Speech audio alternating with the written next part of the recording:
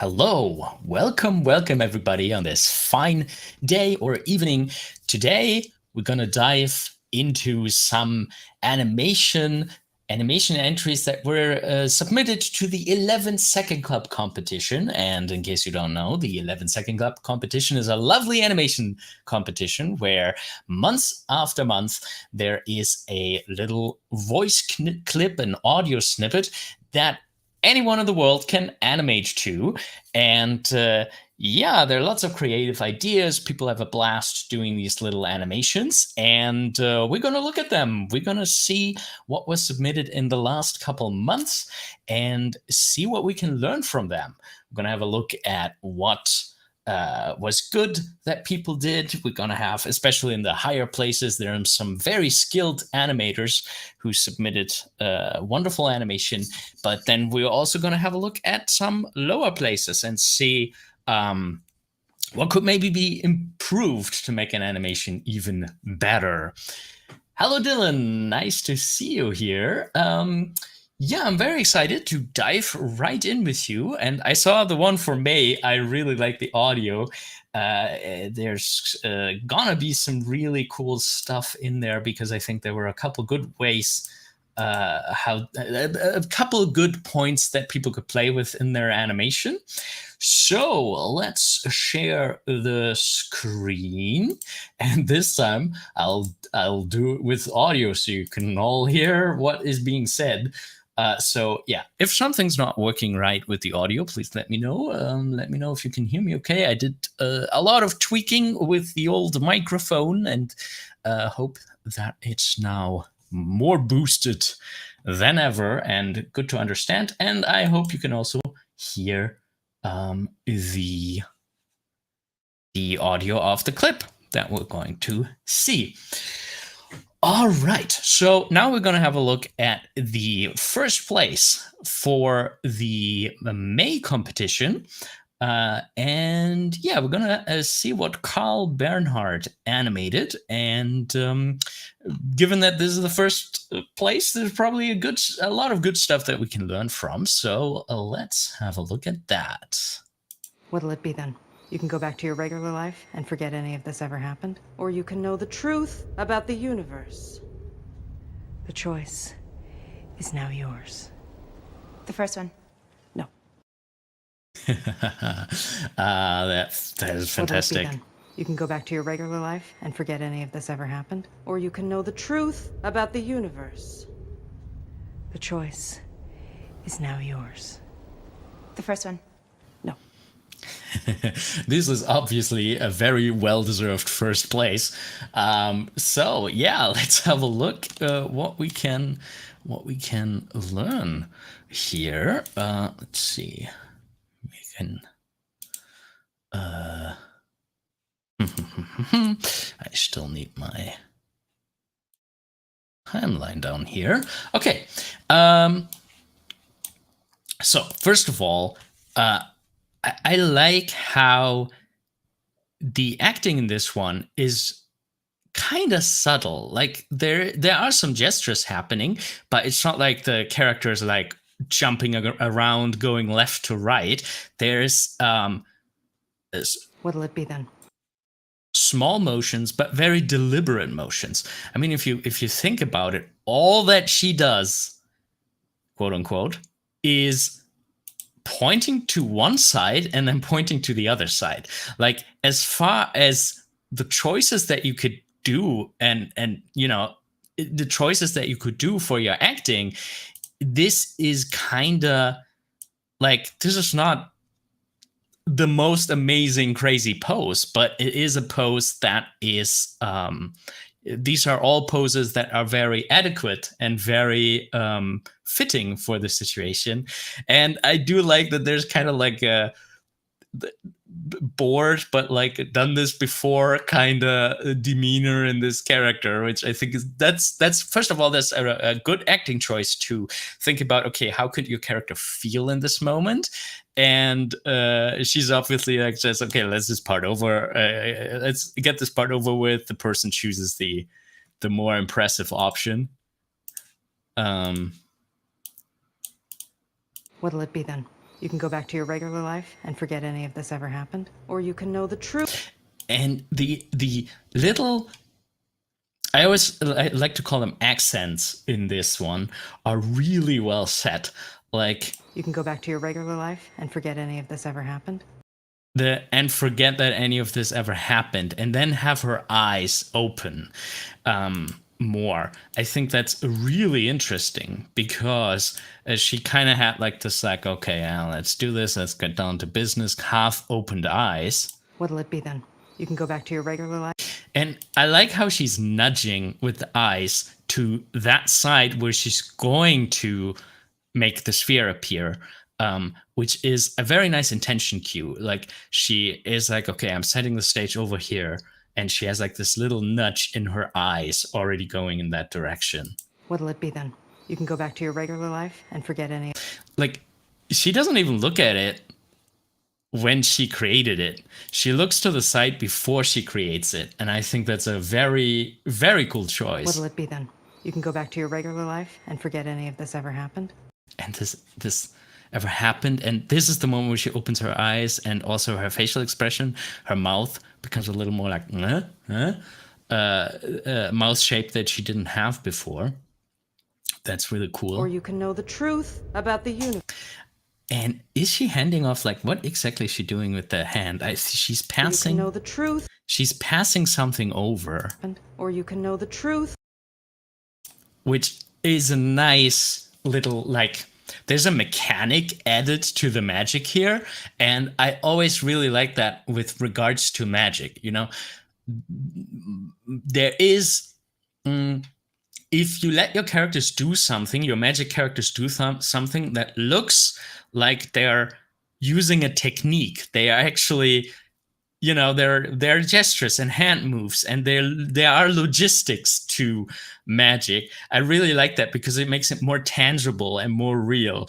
Like, she has to pass a light over. Or you can know the truth about the universe. To make the other sphere, which is pretty cool.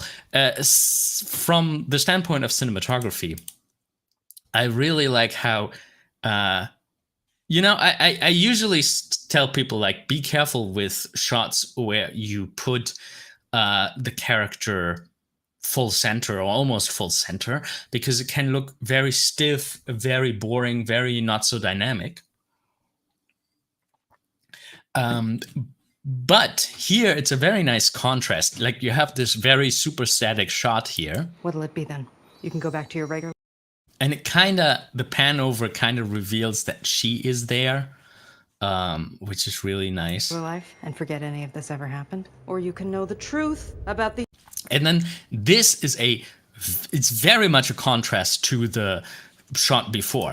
This shot is eye level, very static, very frontal, very clear lines and angles, very stiff and static. And then you have the next shot. And forget any of this ever happened. Or you can know the truth. Which is very dynamic, opens up the room. There's some camera panning still going on, and that sphere is going to be significantly bigger than the other one. About the universe. It literally opens up the space, you know, to be like, oh, you can discover the universe. And with her saying that, the whole shot opens, and that's really fitting. The choice is now yours. And it's almost like she went from, okay, let's go through the spiel, to now comes the time where she accepts her new life, and I'm happy to be a facilitator of this.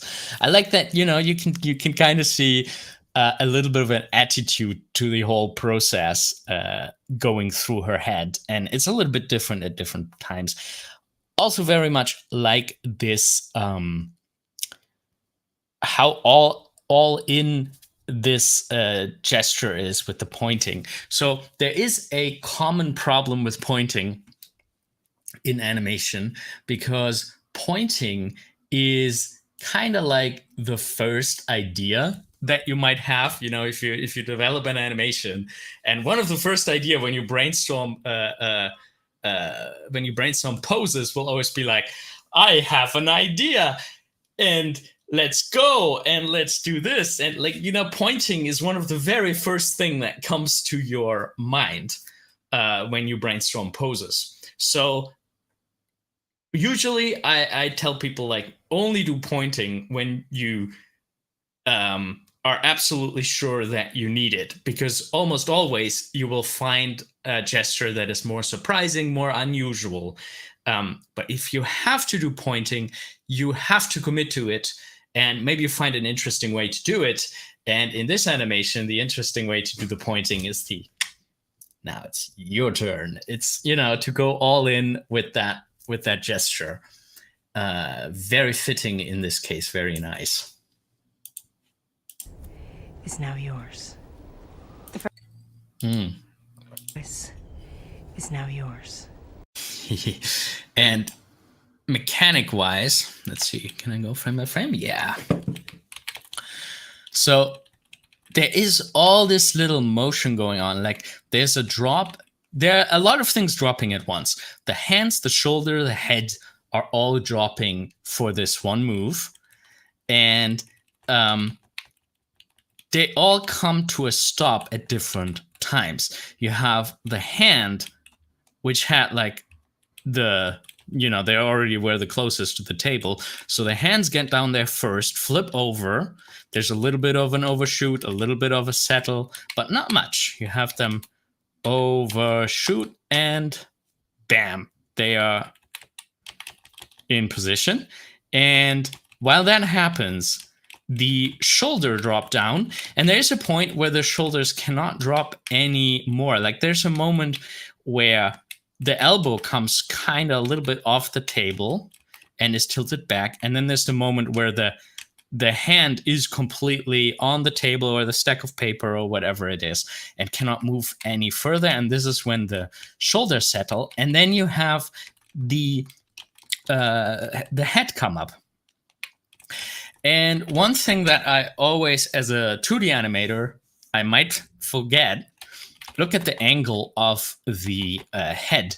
So here you see the underside of the chin. You have her looking up a little bit. Like there is like, that's interesting in her poses. Like, she could be looking down the whole time like she's doing here. But there's like a little bit of like a, it's also the camera might be a little lower than the camera is lower than eye level. We can see that the camera is below the shoulder. That's why we see the underside of the chin. And that would be a thing that I ask 2D animators to pay attention to. Because, if you play with the angle of the face, how the face is rotated towards or away from the camera, in like an up and down fashion, that can make your animation so much more three-dimensional. And here we have a moment where we can no longer see the underside of her chin because her head is being tilted towards us, and that fits very much this conspiratorial, like, you can choose now, this looking up from down below and then tilting up till the head is more in a straight orientation. So also, all very simple tools. You have very clear, very committed to poses. The poses are kind of basic. I show you something on the left side, show you something on the right side, and then that beautiful point. But you have so many details that string this together. The overshoot, the follow through, perfect use of the 12 principles of animation. Yeah, and I don't think I have much more to say about this. Very, very awesome work. Similar here, like she's not doing like, oh, the first one, like, there's no, this pose is kind of basic, but it works. The first one. Nothing much happened with the pose.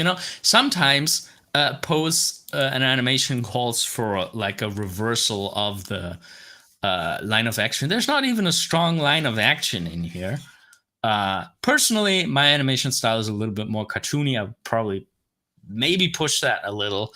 But even if she reaches out, there's like only like she's only leaning only leaning a tiny bit further. So it's interesting how these poses work with modifications. They're not big and flashy, crazy stuff happening here, but just very effective use of the gestures that are here. And acting wise, that like, oh, I want this one, wanting to touch it, that's really nice. Like if you observe people in the supermarket when they're standing in front of the shelves and are like, do I take this or do I take this? They actually stretch out their hand, even if they're not grabbing it yet. They're like, do I take these cookies or these cookies or maybe these cookies? They already have the hand up, and something similar is happening here. So that's pretty cool. The first one. No. This slap. And then, now the reaction calls for contrast. Again, I personally might push this a little more. Maybe do something more with the angle of the head, but it's fine. It's fine the way that it was done here. But yeah, also very simple. Like this is also not the most crazy unusual pose, having one arm up to defend yourself if somebody slapped you. Very clear choice here, and it all works. It comes together wonderfully. Very well done animation by Carl Bernhard. Really cool, well-deserved first place. Let's move on to the second place and see what this person animated. Arnov. What'll it be then? You can go back to your regular life and forget any of this ever happened, or you can know the truth about the universe. The choice is now yours. The first one. No. Oh, it's very cute.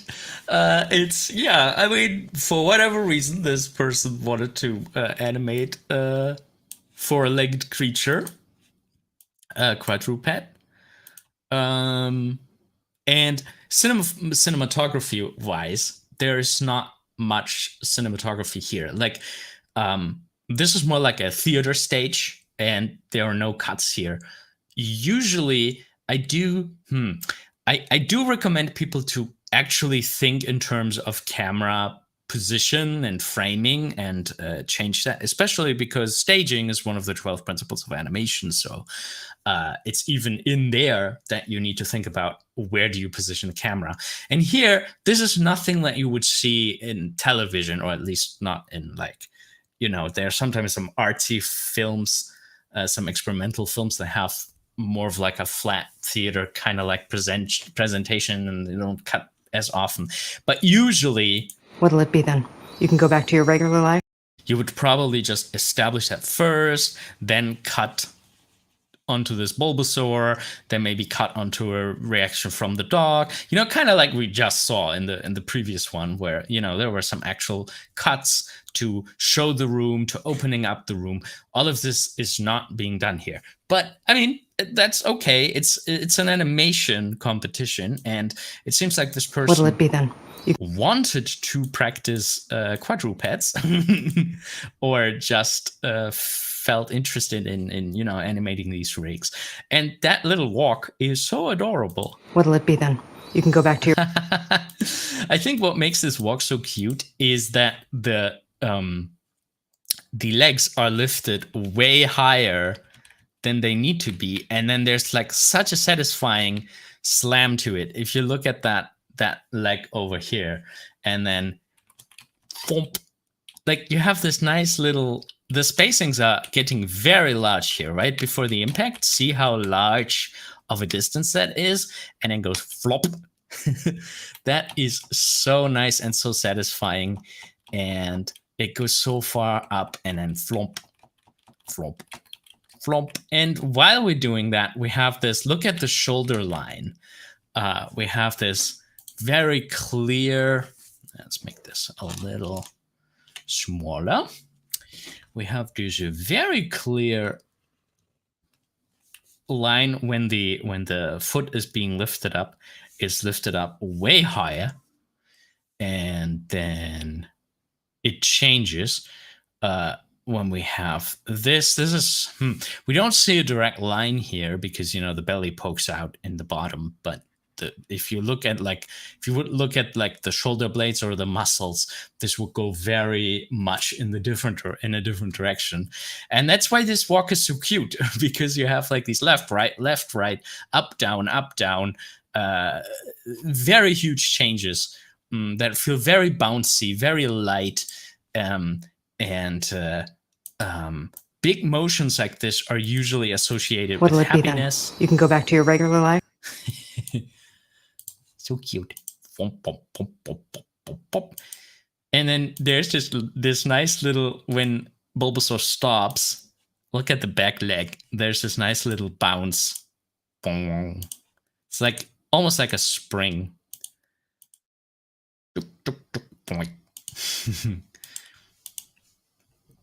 Very awesome walk. I do like, one of my personal favorite gestures to do in animation is to use closing eyes for a longer time. There's so much you can express with this if you have a character close your eyes for a longer time. Like, and especially in combination with the, you know, off the table kind of gesture, like, oh, this is off the table. Very cool gesture. What'll it be then? You can go back to your regular life and forget any of this ever happened. And, you know, it makes sense to be like, and forget that any of this ever happened. And to close your eyes during that is like, you know, forget it. It goes, you know, forgetting is no longer being able to see it. It's like very symbolic of forgetting to close the eyes for that long. And yeah, closing eyes, characters do that when they're very sure of something, when they have understood something, when they're yeah. Yeah, I think those are the most important cases. You know, if a character is very, very sure of something, you have this like, I know kind of gesture. And forget any of this ever happened. And that's a very nice sweep there too. Let's have a look at that leg, what exactly is happening during that gesture. So I think what is so satisfying that you can always, you see the underside of the foot, you see it flop over, you see it come over, and you have it overshoot. You know, it shoots and then comes back. That's such a nice whoop. Such a nice thing.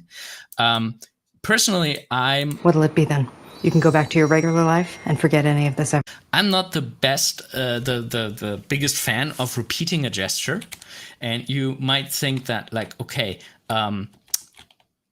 this pose and this pose are kind of similar, but they are different in some very important points. So for this one, it's facing up, you can see the underside, and this one goes downward and you see the top side. So it's interesting how, especially with hands, I think like there is a huge difference if you like if you show the inside of your palm. There are even some animals that really react to it strongly when you show them the inside of your hands. There's like a good there's like a big difference between like calm down and calm down. You know, there's like different meanings of depending on where your hand is facing. So that is a very nice detail. Like if you see like you know, wait and leave it behind, forget it. Like that's very, despite the poses being only slightly different, it's a surprisingly big difference in communication, and I think that is what makes it work. Balancing wise, You can go back to your regular life and forget any of this ever.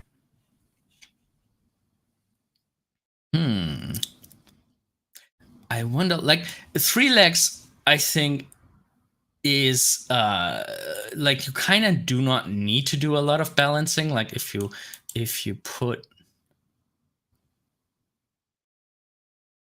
look how this flows. Like there's a push, and what I always recommend people to do when you like look at reference, track where the energy goes. So the energy comes from this leg over here.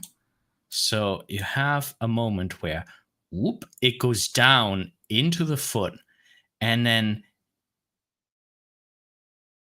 we have the leg bent, and then there's a push coming out of that leg. That push travels through the shoulder, going to the other shoulder, going to the arm, going up, and the head and the arm coming down.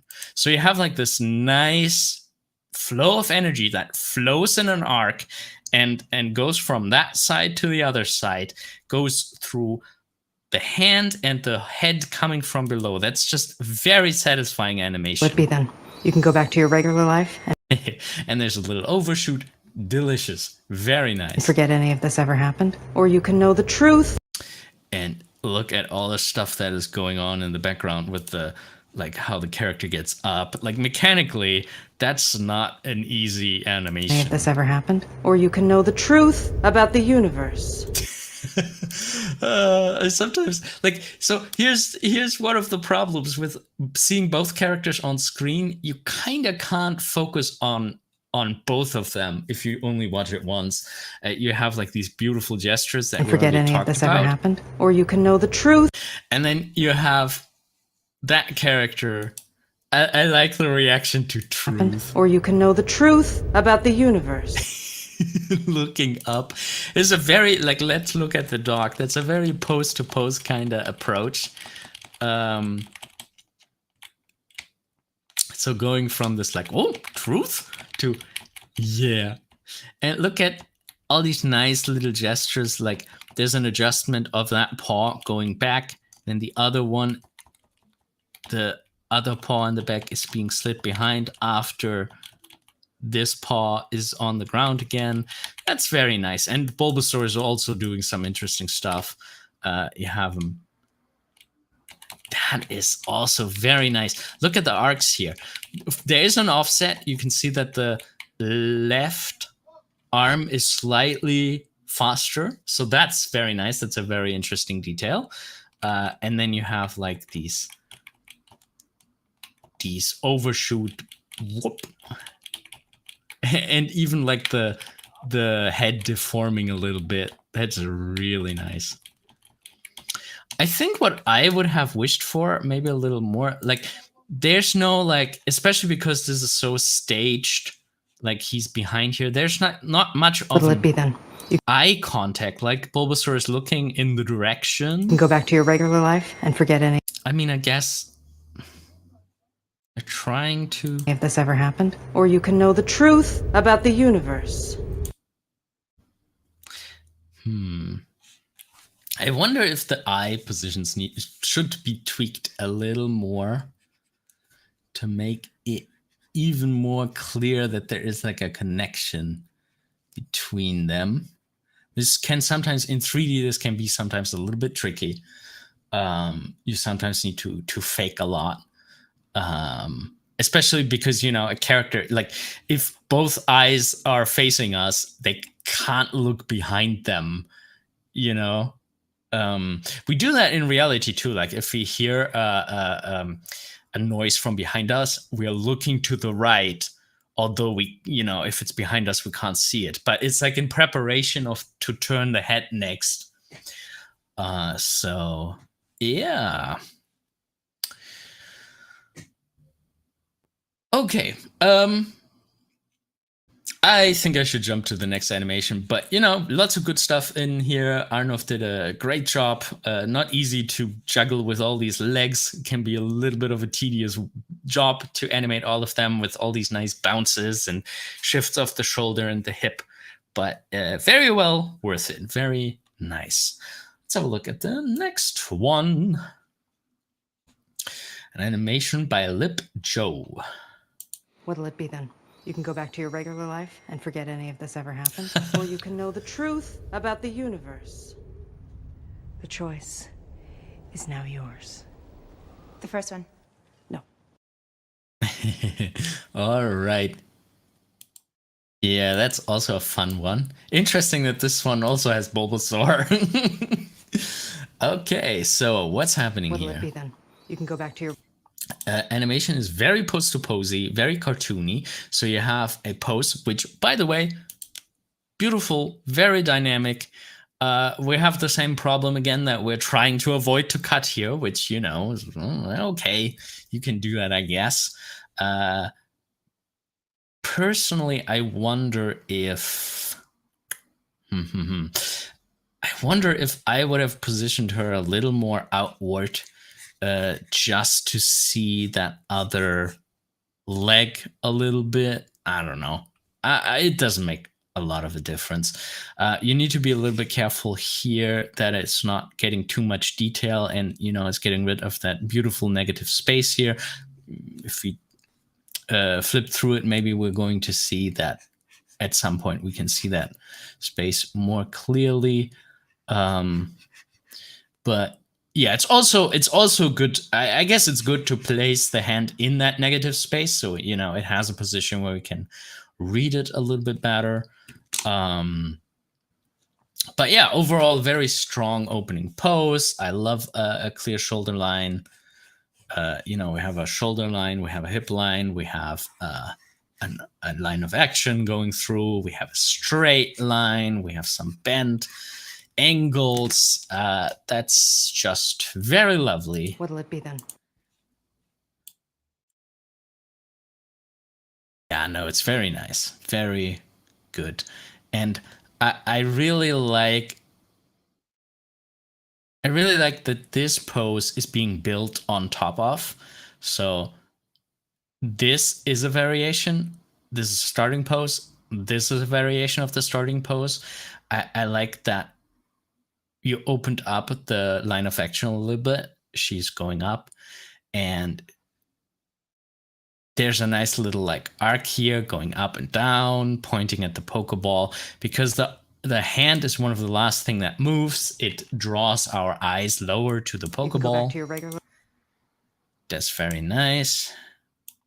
Okay, so what I wouldn't have done is I think I would have kept the hand pointing to the Pokeball. What'll it be then? You can go back to your regular life and forget. Is like that's the thing that we talk about more often in these 11-second clubs. I've already mentioned it a couple of times. I think, and as I'm getting older, this is the way how I like to animate. I like to commit to something. You know, if you say like, you know, your old life, and you choose that the thing that represents the old life in this Pokeball is the thing that symbolizes the old life is the Pokeball, then you should commit 100% to pointing at the Pokeball as a representation of the old life. What'll it be then? You can go back to your regular life and forget. Yeah, at the moment she pulls up the hand, it totally waters down the point. Like going back down to your regular life. Or is the regular life the wild? And the person is trying to convince the Bulbasaur to go into the Pokeball. What'll it be then? You can go back to your regular life and forget any of this ever happened. Or you can know the truth about the universe. Okay, I see. So I'm not sure if the idea here is that, hey, the cool new life is the Pokeball and your old life is the wild, or the new life is the Pokeball and the old life is the wild. But was that what I just said? I don't know. You get what I mean. So, and the problem is that we have 3 locations. She points at 3 locations, but the voice clip only has 2 locations. So what'll it be then? You can go back to your regular. Go back to your regular life. Is the regular life the Pokeball, or is the regular life the wild? What is the regular life? Be then. You can go back to your regular life and forget any of this ever happened. Or you can know the truth about the universe. And that universe, is that represented by the Pokeball or by the wild? I think that is the biggest problem of this piece here. We don't like, is she trying to free the Pokemon, or is she trying to tell the Pokemon to go back into the Pokeball? I think it is not clear. I don't know. What do you guys think? What'll it be then? You can go back to your regular life and forget any of this ever happened. Or you can know the truth about the universe. The choice is now yours. The first one.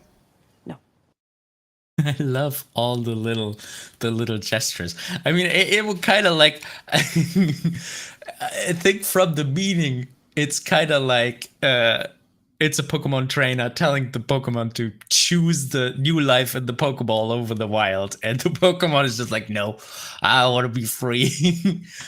It's a very cute idea. I do feel like it's a little bit too watered down through we're not clear where she's pointing to. Animation wise, there's some super small, nice little gestures in here. You can go back to your regular life and forget. See how the Bulbasaur is with the delay always looking at her hand. You can go back to your regular life and forget any of this. That's very nice. Be then. You can go back to your regular life and That's some nice little, like, you know, character interaction. You feel like both are living, breathing characters in the same space because they are reacting to each other. Thank you, Nancy. They are also confused by it. Yeah, I think you need, you know, that's the thing with like committing to something. It can make it a lot more readable and a lot more clear what story you are you conveying. can go back to your regular life and forget any of this. Love that little head knock. Regular life and forget any of Knock, this knock. ever. And Regular life and forget any. there the reaction is the like turning the head away and closing the regular life. eyes with a little bit of a delay. That's so nice. Like the hand is coming in and the Bulbasaur is still like, what is she doing with the hand? What is she? Oh, no, talk. So sweet. Regular life and forget any of this ever happened. Mm-hmm. And forget any of this ever happened. Or you can know the truth. Okay, so what is going on during that grab animation? Awesome anticipation. Whoop. And smear frames. I like how everything, like these big Any of this ever smears. happened. Or you can know the truth. Love it. Forget any of this ever happened. Or you can know the truth. The problem is with the voice clip is that, or you can know the truth is very calmly spoken. This ever happened. Or you can know the truth about the universe. You know, maybe if we like, I think we need to cut down on gestures anyway. This is a lot. Any of this ever happened. Or you can know the truth about the universe. I love the about the universe thing. The one with the Or you can know the truth. the one with the arm is also nice, but I feel like it's almost too much. So maybe you could kick out that pose and instead of that, grab Bulbasaur when she says truth. Or you can know the truth about. Because that truth has some energy to it. About the universe.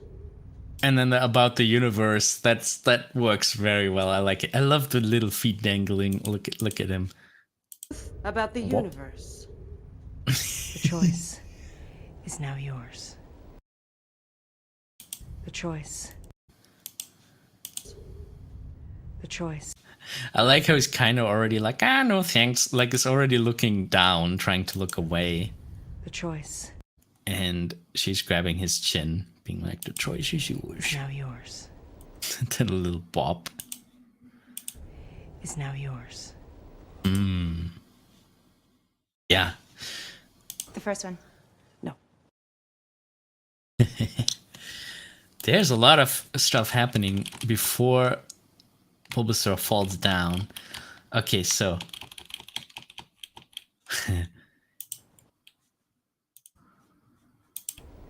The first one. No. so the moment the dialogue is done, the first one, very nice lip sync.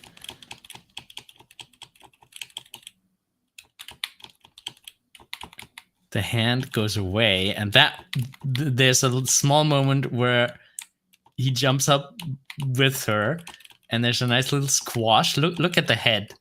There's a whop. There's a nice little shrink take in the head.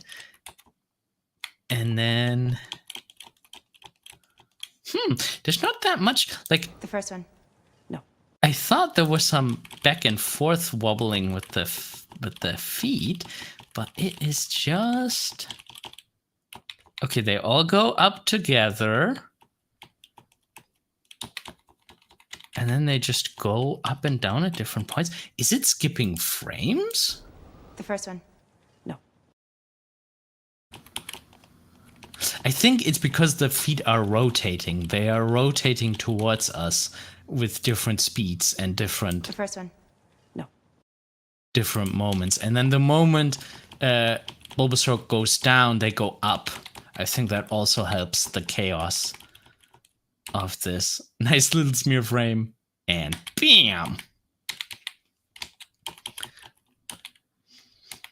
I would probably make the smear frame a little tiny bit thinner, but you know, if you do it as a replacement for motion blur, that works as well. There's some nice little, like, everything's flat, and then the bulb and Bulbasaur come to a stop at different times. Works very well. Yeah, very nice animation. Well-deserved third place by Lip Joe. Let's move on to the next one. 2D. A little 2D animation here. What'll it be then? You can go back to your regular life and forget any of this ever happened, or you can know the truth about the universe. The choice is now yours. The first one. No. What'll it be then? You can go back to your regular life and forget any of this ever happened, or you can know the truth about the universe. The choice is now yours. The first one. No. This is another very good example for small gestures that have such a big effect. So, like, you know, there are not crazy like shrink takes and double takes and cartoony stuff happening here. Everything feels kind of static and kind of slow-ish, but the little things that are being done here have such a great effect. What'll it be then? You can go back to your regular life. So first of all, yeah, exactly, subtle animation. It's crazy how subtle doesn't mean weak. This is subtle, but this is really strong. And in a weird way, this character not flailing around a lot makes her more powerful. So first of all, touch is always a very powerful thing that you can use in your animation because it has been scientifically proven that if we see somebody else touching something, the same neurons in our brain fire as if we would be touching the object. So a well-used touch makes an animation more tangible because it kind of connects you to the character. Like you can almost feel the thing that they are touching. We are very, I don't know if that is empathy, but you know, our brain is doing an empathic thing, firing similar neurons to something that the character is doing. What'll it be then? You can go back to your... And they don't push themselves off. They just have the hand resting here. What'll it be then? You can go back to your regular life. And the reason why you can see that the hand is just resting here is because if she would be pushing, the hand would remain here because there's a weight on it. And like, you know, the most, like if you push a lot, you see like her arm is curving like this. But if you would like push a lot, the elbow would almost reverse, or could reverse like that, you know, with the energy being going all the way up.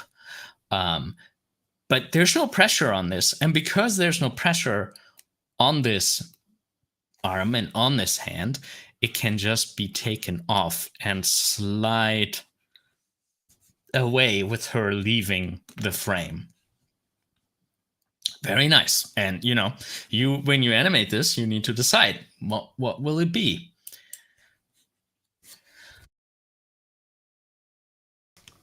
Okay. What'll it be then? You can go back to your regular life and forget. And there is some like you know, if you would have like a big orc character and a big buff orc muscly dude would have their arm like this, like a massive warrior arm. The moment they go over there, the arm will drop like this. Maybe swing a little bit into like a walk cycle animation, but it will like whoop, drop over. But here we have a character that is very elegant, very light, and because of that, she just drags her arm behind herself, and she can do that Back to your regular life. because she's so light. She's like almost You can go back to your regular life and almost forget floating, like it fits to her hair that's being dragged You behind. can go back to your regular life and Gives her like this air of very a light and fairy kind of thing. And it reminds me a lot of like the gems in Steven Universe, and it almost looks like we are like on a moon base here. So it has like the same vibes or similar vibes here. Or like Shira. You can go back to your regular life. What'll it be then? You can go back to your regular life. And see how three-dimensional forms are employed here very effectively. So just track this this shape here of her like armor kind of thing. We can see into it, which you know, that's very nice 3D perspective. We can see that, you know, if we would draw her as a box, we're looking like this right now. We're looking at the side, and, you know, in perspective, she's getting smaller in that direction. And then she turns, she's almost frontal here. And then she turns sideways in a way that now, just track that armor piece, that now we can see the top side of it. Very nice. Bye, Dylan. Very nice three-dimensionality. And, you know, we saw 3D animation before. In 3D, you get this stuff for free. In 2D animation, you have to be able to draw this. And then, of course, the other shoulder armor we can now look into as she's turning to the side. Very nice. What'll it be then? You can go back to your regular life and forget any of this ever happened. Or you can know the truth about the universe. Look how snappy that is. Or you can know the truth about... Wow, okay. You can know the truth about the universe. I'm not sure if I would have committed to it being quite that snappy, but that's interesting. I think I wouldn't have dared. Huh. Okay, so there's one frame where we see the hand come in, and then it pops immediately into frame and immediately stops. Her being a light character, I kind of buy it. I'm kind of okay with her just snapping into a pose. Because she's so light. She can, you know, the lighter a character is, the less mass you have, the easier it is to immediately start and stop a motion. Or you can know the truth about... And, you know, truth, we already identified that is the moment where you can be snappy, where you have energy in the word. You can know the truth about the... So... You can know the truth. Or you can know the truth. I don't know. Maybe the person who animated this experimented with this part, and, you know, I feel like it works. Or you can know the truth about the universe. I feel like it works. I'm just wondering. So I wonder if going into that pose, I wonder how it will look if so the frame that was drawn has like the fingers kind of here, and it's so easy to overlook that. So I wonder how this animation would look if we have like the arms coming into frame here, maybe even, you know, pointing down. maybe there's like a snap that could happen in the wrists. So to have like a little bit of something that happens to lead up to that pose, and then maybe as a little extra moment have just maybe the slightest favoring. So we are drawing something that is very close to here, but you have a little bit of a cushion. I don't know. Maybe that would, I mean, it would take some of the snap out of it. I'm not sure if I want that. Can know the truth But that is how you would traditionally maybe do that. or you can know the truth about the universe. Can know the truth about the universe. Okay, so what is happening with the arm here? I do feel like there's a little bit of a... Yeah, there's some...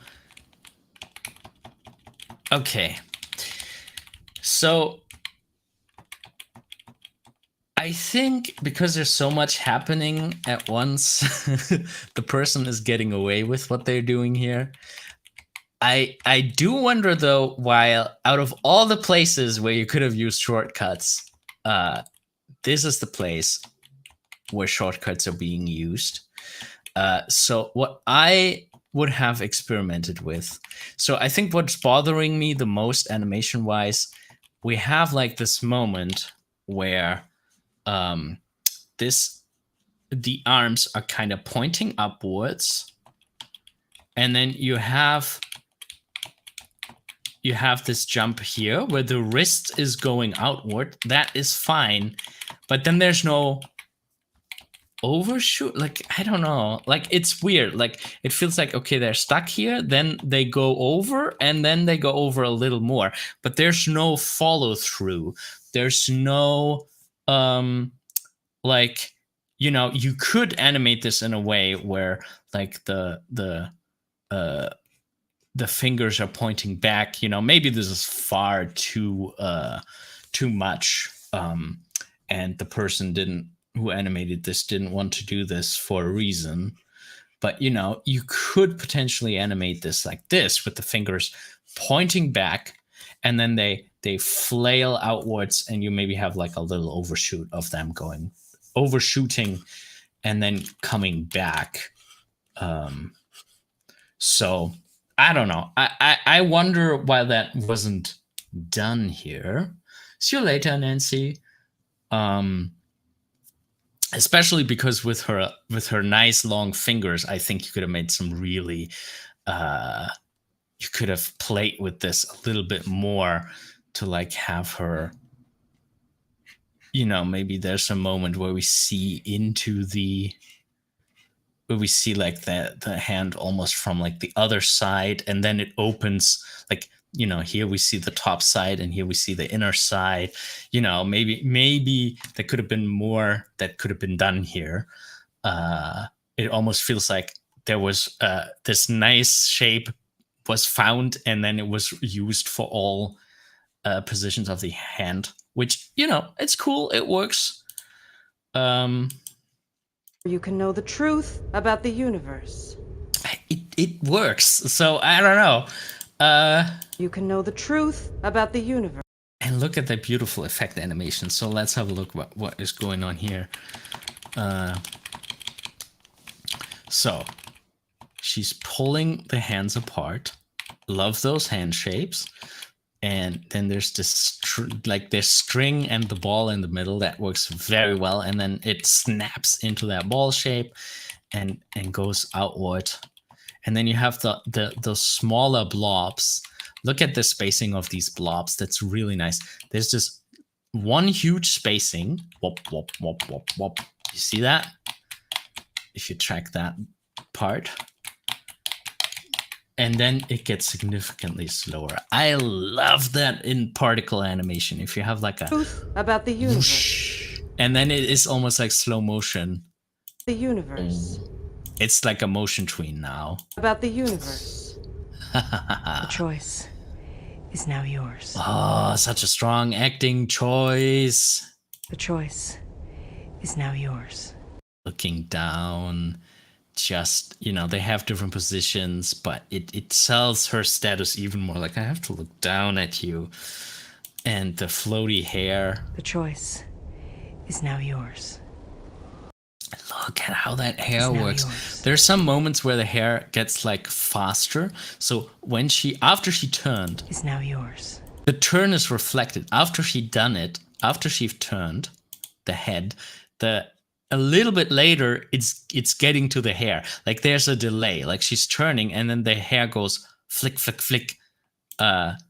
Choice is now yours. Flick, flick, flick. And then you have that moment where, so you have these nice little spiral shapes that are happening here. You know, you have like a spiral going, and then you have that moment where it reverses, where it flips back up, I think. Yeah, now it's pointing in the other direction, coming up. And then those frames were very quick. Flop, flop. And then it goes slower. Very nice. Is now yours. Is now yours.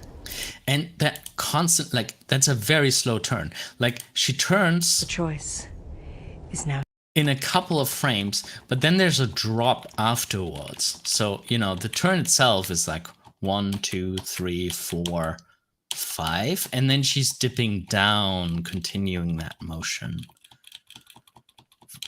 during the lip sync. And it's kind of like on 2s or 3s now. is now yours. It very much sells her flowy nature. The first one. No. And comedy sometimes works best with very little effort. Like she just in the same pose being no. You know, you don't need a big like no reaction The first here. one. No. What'll It be does then? kind of have a big reaction in the hair, which is kind of cool. The first one. Whoop. So, you know, the hair was all like, oh, I have a flowing goddess, and then it was whoop. No. The first one. No. And, you know, earlier we talked about not pointing. In comedy, pointing has such a good place. Like, you know, this classic, like, wait a second. Like, you know, that's really cool. If used appropriately, pointing can really much help the comedy. She's looking up. That's very nice. You see that we see very little of the forehead and the top of her head. Really nice three-dimensionality. Really fun animation. Okay, let's have a look at the next one. Oh, copyright infringement here. I'm not sure how allowed this is. What'll it be then? You can go back to your regular life and forget any of this ever happened, or you can know the truth about the universe. The choice is now yours. The first one. No. Yeah, so this one I feel like has the same problem that we had in the one Bulbasaur one with like the focus not being that clear. What'll it be then? The screen directions. Isn't that crazy how, you know, you can make a choice for your animation, like, do you want your old life or do you want your new life? And, you know, you can kind of set like that one thing is here, that other thing is here, even if it's not physically there. Like, I don't know, do you prefer spaghetti or do you prefer burger? It's not like I have spaghetti here and a burger there, but it's interesting how we like to place things that we're arguing for in the room. And this is kind of what this whole voice clip lives from. What'll it be then? You can go back to your regular life and forget any of this ever happened, or you can know the truth about the universe. So, and the problem here is that both is in the same direction. Both is to the left. You can go back to your regular life And another problem, regular life. Is the regular life represented through magic? What'll it be then? You can go back to your regular life and Is she already magic? Is that part of the regular life. Forget any of this ever happened, or you can know the truth about the universe. So, for bigger effect, I would say don't do magic here if you represent regular life. What'll it be then? You can go back to your regular life? Yeah, you can go back to your regular life. Should be more of like, you know, over there where you came from. So that would be in that direction. You can go back to your regular life over there, or you can have magic. No, that would be here. Or you can have magic, and then I would do the sparkles. And forget any of this ever happened, or you can know the truth about the universe. Yeah, about the universe, and that would be the point where it looks like sparkle, sparkle, sparkle, little bow, The choice little arc is now of yours. sparkles. The first one. Like that little animation, like, you know, talking about subtle animation being effective. Hi, Percy, nice to see you. So it's really nice to, you know, it's really effective. There's like a little bit of protection. There's a little bit like a moment of like I have to think, and you know, thoughts are also placed in space. So you know, if we're like, let me think, we think like down here and process things down here, and you know, if we're like we could do this one thing, we could do this other thing. You know, we do the same thing with like placing things in the space in front of us. Hello, unknown animator. Welcome. So that's very nice. And at the same time, you know, we have like a little bit of like a protective arm in front of them. Maybe they're cold, a little bit hunched over. Like, this is not a crazy pose. Could have been pushed a little bit more in the line of action. But it communicates. It has, you know, it's, she would be so cold, you know, without a jacket here. The first one. The first one. And that's a very decent, like you see The first one. the shoulder is doing like a little bit of a push. Here, shoulder drop and push. And then the head overshoots and comes down. The tiniest bit. Very nice. Very effective. No. And The first one. No.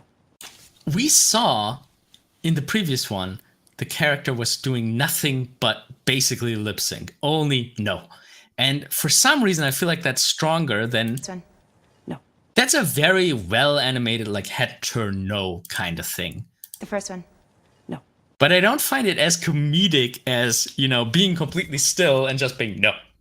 Like, it somehow, moving the character sometimes takes away intensity. First one. No. It does take away her stability and her intensity that she has in the pose. So I would probably even hold her almost completely still. All right, now let's skip over a couple ones and just in May, just go a little bit down and let's have a look at that one.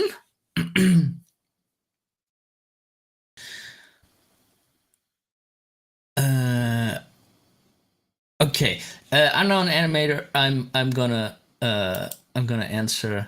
Unknown enemy lover is your nickname. Sorry, I'm gonna reply after this one. So yeah. Just give me a second. So let's have a look at this one. What'll it be then? You can go back to your regular life and forget any of this ever happened, or you can know the truth about the universe. The choice is now yours. The first one. No. Okay, I love that there's some evil intensity here, like some some frowned What'll it be then? eyebrows.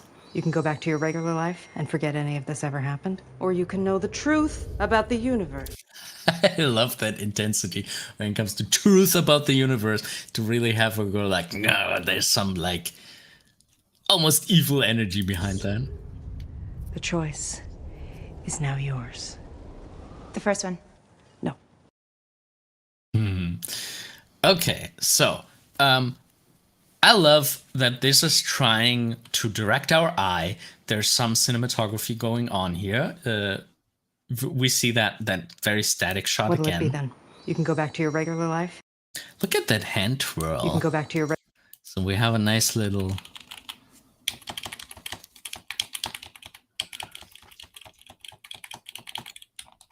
Is it? It's not actually rotating.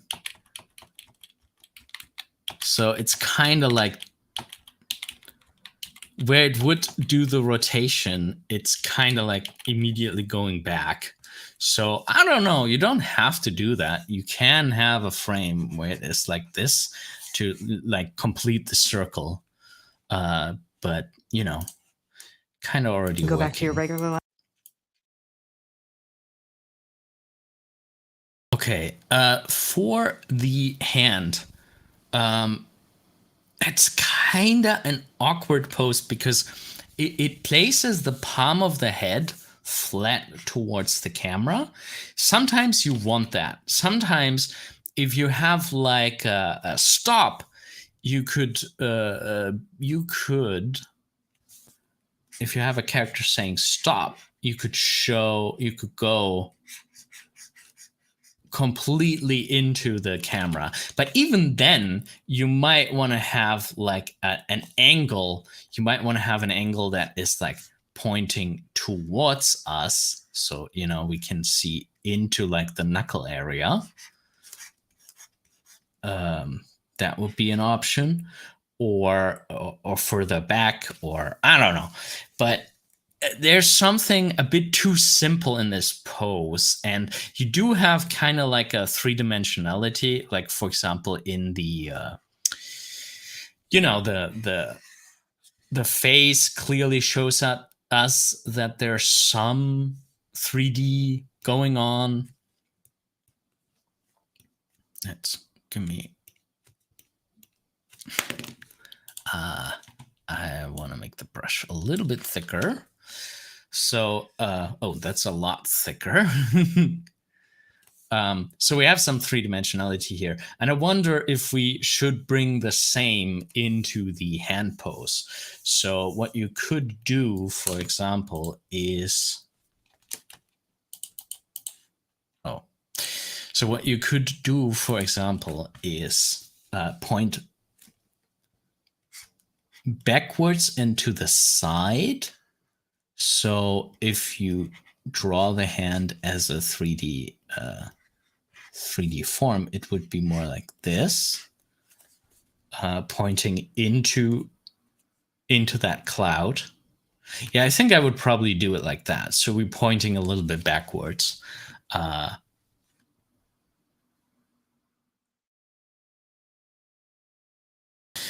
also wonder about that shoulder line. If we could drop that one shoulder. I really like the raised shoulder and that rough angle that you get, that steep angle. I love those steep angles. That's very nice. But then I think I would like for all of this to flow into that extended arm. And it like opens the space up to that side even more if you don't have that shoulder in the way. Like even if she has like a little bit of like a poofy shoulder from the clothing, I think bringing it down just a little bit could be really nice.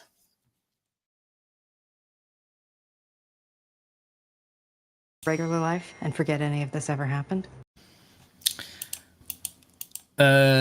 From the standpoint of the line of action, maybe commit for the two poses. Commit to one pose being a little further back and tilted like this. I think I would like for this pose, I think it would look good to be tilted a little bit further back. And then when you go over to your regular life and forget any of this. Forget that any of this ever happened. You have her lean forward a little, but I would do that even more. I would be like, you know, forget that any of this ever happened. Being like, almost like, you can't have this if you decide against against me. She's like kind of going in front of the vision and being like, hey, you cannot have that. I think I would really commit to that even more.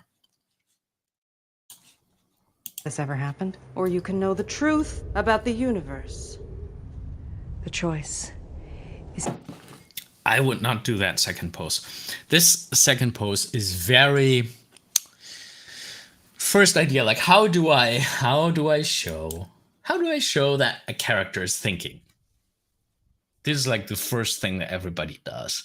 And I think if she's like having the godlike creature doing like the presentation here, her just being like, I'm listening. No, I think that's funnier. It's more simple, it's more subtle, but I think it's less like you get a little bit into this like almost like pantomiming kind of thing, which, you know, is not always bad, but it's like, like that takes it into the realm of like, I'm putting on a show. And this pose, this like, oh, there's this person telling me, oh my God, feels like more in the moment. It feels like we're there with the character being like, oh, what kind of show is this? You know, it doesn't open up this whole symbolic or like cliche level. Is now yours. The first one. I would just hold her in this pose. Just cut over, hold her.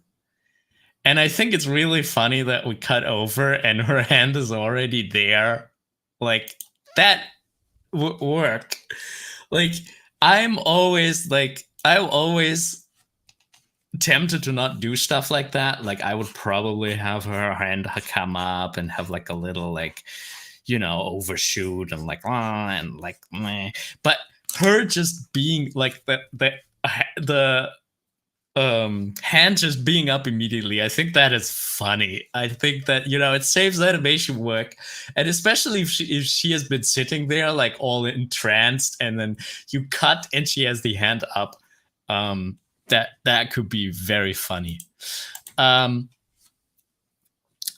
So side poses like this, kind of problematic. I would recommend you to go in like a 3/4.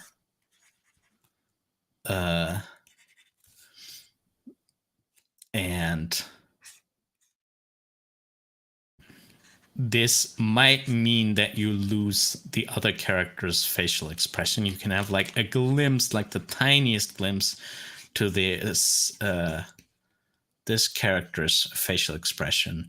But to have like a clear 3-dimensional staging makes it a lot more 3-dimensional and a lot more like a movie-like experience.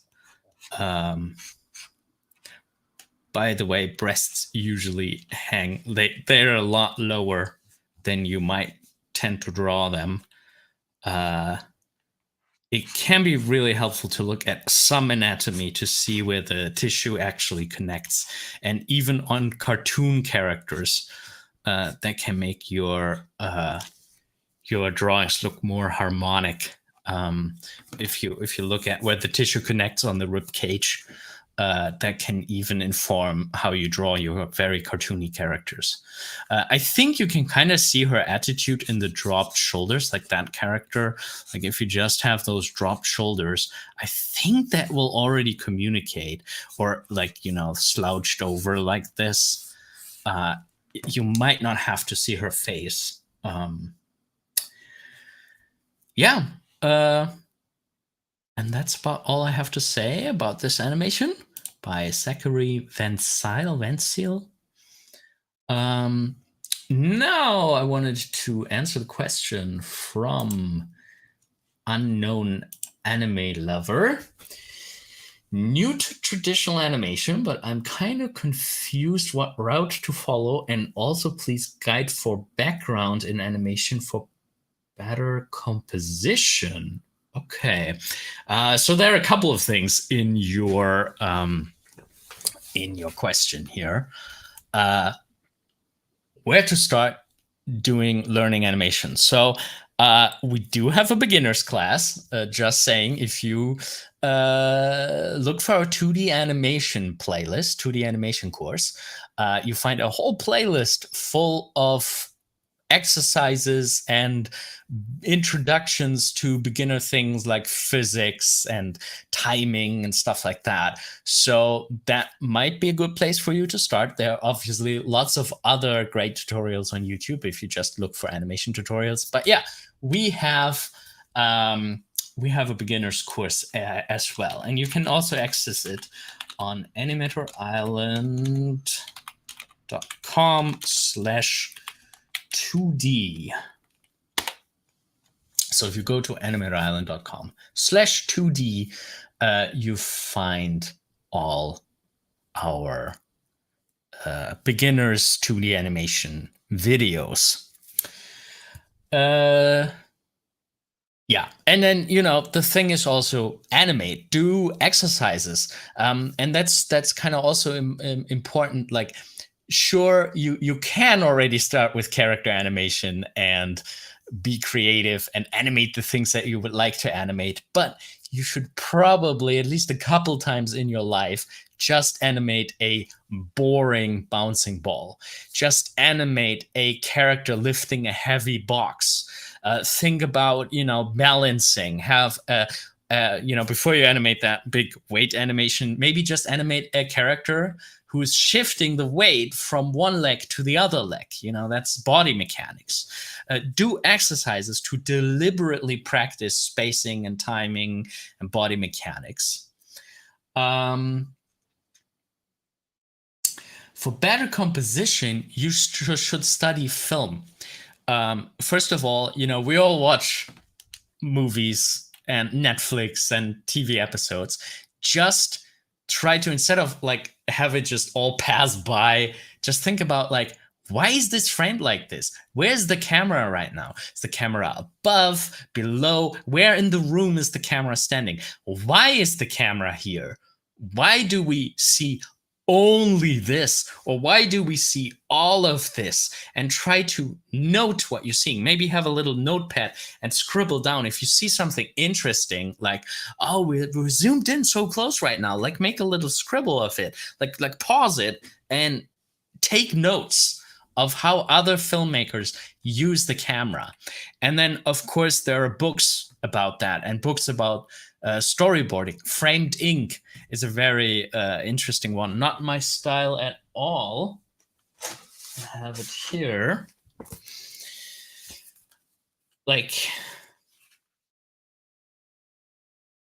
I'm a very cartoony animator, so people know that. But oh my! I dropped some water.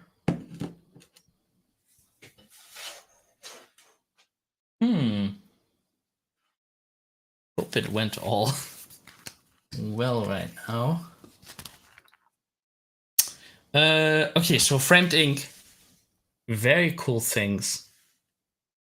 Very cool. It shows you how to open up space, how to open with, how to work with composition and stuff like that.